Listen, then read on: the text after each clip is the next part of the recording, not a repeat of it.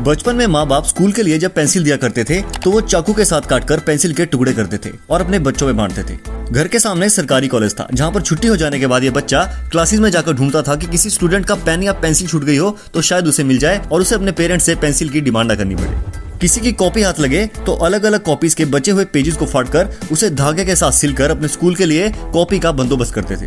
नए कपड़े पहनने को नहीं मिलते थे, खर्च करने को पैसे नहीं मिलते थे और आज यही बंदा चलाता है दुनिया का सबसे बड़ा एजुकेशनल यूट्यूब चैनल जिस पर 1.95 करोड़ से भी ज्यादा सब्सक्राइबर्स हैं और टोटल चैनल व्यूज हैं 185 करोड़ से भी ज्यादा। दोस्तों, ये तो बात हुई YouTube पर फ्री एजुकेशन की। अगर बात करें उन बच्चों की जो इनसे पेड कोचिंग लेते हैं तो इसमें भी वो दुनिया के सबसे बड़े टीचर हैं जो 42 लाख बच्चों को एक साथ पढ़ाते हैं। एनुअल फी है सिर्फ 200 रुपए, क्योंकि इनका मकसद पैसा छापना नहीं बल्कि देश के बच्चों को मजबूत और एजुकेटेड बनाना है। और अगर हम ये सिर्फ 200 रुपए की एनुअल फी को 42 लाख बच्चों से मल्टीप्लाई कर दें तो अमाउंट निकल कर आता है 84 करोड़ रुपए, यानी 7 करोड़ रुपए पर मंथ से भी ज्यादा।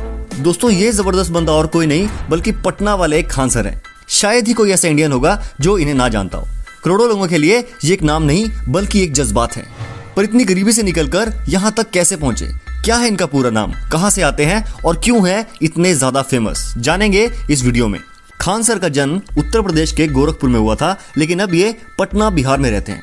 अपने बारे में इन्होंने अपनी जानकारियां इतनी गुप्त रखी है कि उनके कुछ खास लोगों के अलावा और कोई भी इनके रियल नेम और डेट ऑफ बर्थ के बारे में श्योर नहीं है। कुछ रिपोर्ट्स के अकॉर्डिंग इनका असली नाम फैजल खान है, तो वहीं कुछ रिपोर्ट्स कहती हैं कि इनका नाम अमित सिंह है।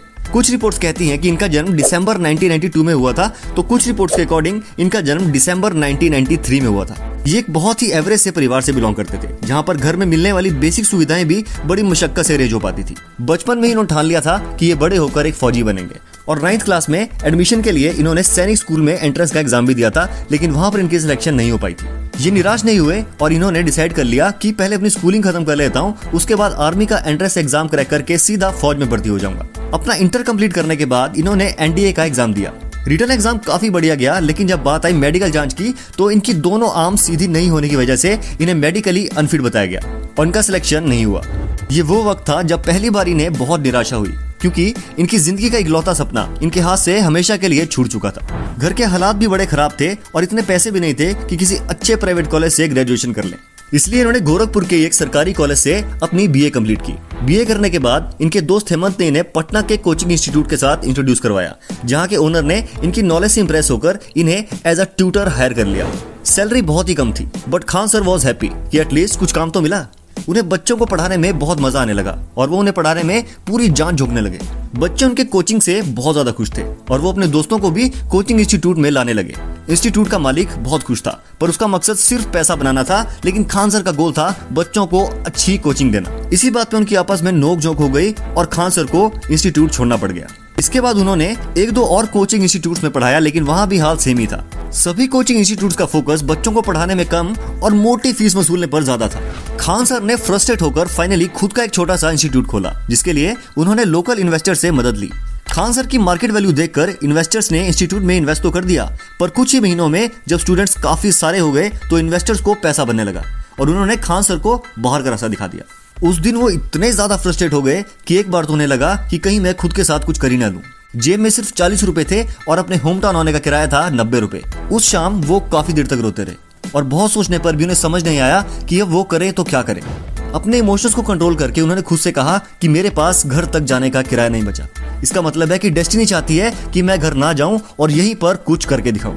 अब उन्होंने अपने पुराने स्टूडेंट्स जो कि कोई ना कोई एग्जाम्स क्रैक कर चुके थे उन्हें कांटेक्ट किया और उनको बताया कि वो खुद का एक इंडिपेंडेंट कोचिंग इंस्टीट्यूट शुरू करना चाहते हैं जो कि कम प्राइस में बच्चों को क्वालिटी एजुकेशन देना चाहता है।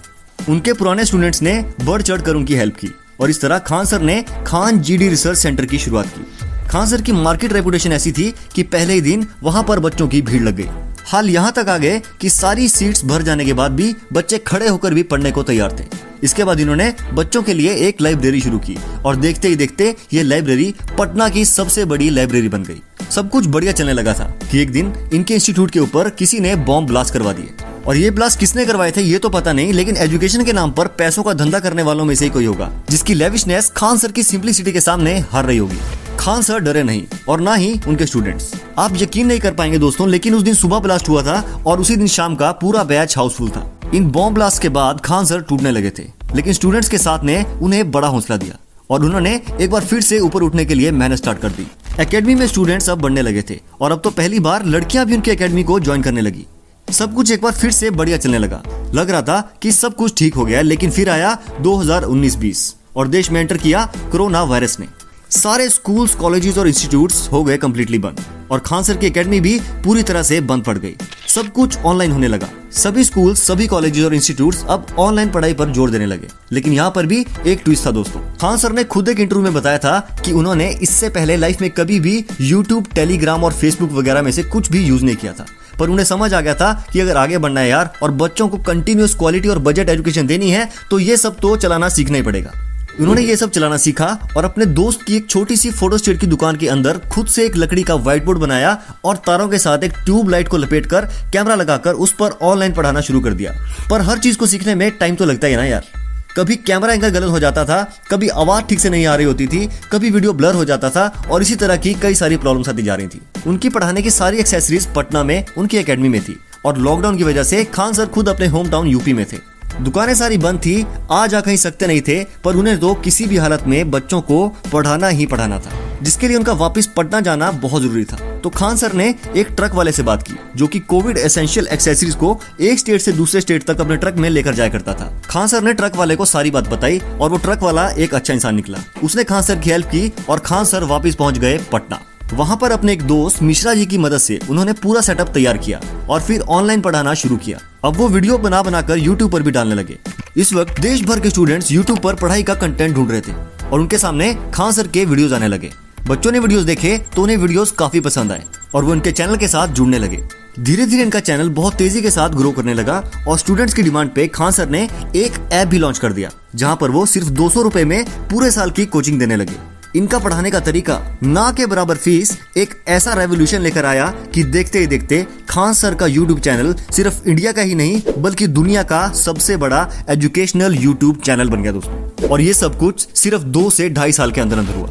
खान सर कहते हैं कि पूरी दुनिया से लोग भारत में एजुकेशन लेने आया करते थे, लेकिन आज इंडियन एजुकेशन सिस्टम की हालत कुछ ऐसी हो गई है कि बाहर के स्टूडेंट्स तो दूर की बात है, यहाँ खुद भारत के स्टूडेंट्स पढ़ाई से दूर होते जा रहे हैं। और खान सर का सपना भारत को एजुकेशन सेक्टर में एक बार फिर से वर्ल्ड लीडर बनाने का है दोस्तों। ये इनकी अच्छी नीयत और मजबूत इरादे का ही कमाल है जिसने इन्हें आज इस मुकाम पर पहुंचाया है। भारत के अब्दुल कलाम 2 कहे जाने वाले खान सर को हमारा कोटि कोटि प्रणाम।